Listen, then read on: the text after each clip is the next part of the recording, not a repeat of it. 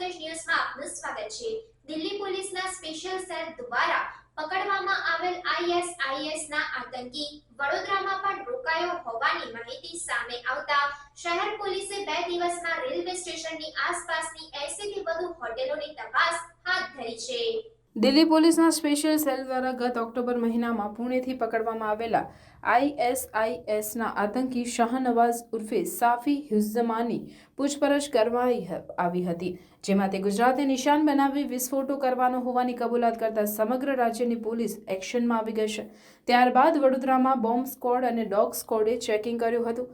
આતંકી વડોદરામાં પણ રોકાયો હોવાનું ખુલતા શહેર પોલીસે 2 દિવસમાં રેલવે સ્ટેશનની આસપાસની 80 થી વધુ હોટેલોની પણ તપાસ કરી હતી। જો કે હવે આ કેસ NIA તપાસ કરી રહ્યું છે। આતંકીઓના નિશાન પર ગુજરાતના મુખ્ય શહેરો અમદાવાદ, વડોદરા, સુરત તથા ગાંધીનગર હતા।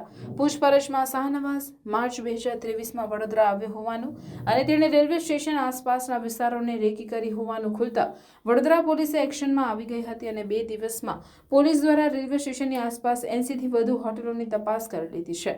હજુ સુધી આતંકીની કોઈ માહિતી મળી નથી। પોલીસ દ્વારા હોટેલોના રજિસ્ટર તેમજ CCTV ફૂટેજ તપાસવામાં આવ્યા હતા। ટૂંક સમયમાં NIAની ટીમ તેમજ ગુજરાત ATS વડોદરા આવીને તપાસ કરવાની છે। તે અગાઉ વડોદરા પોલીસ દ્વારા વિવિધ પાસાની તપાસ શરૂ કરાઈ છે।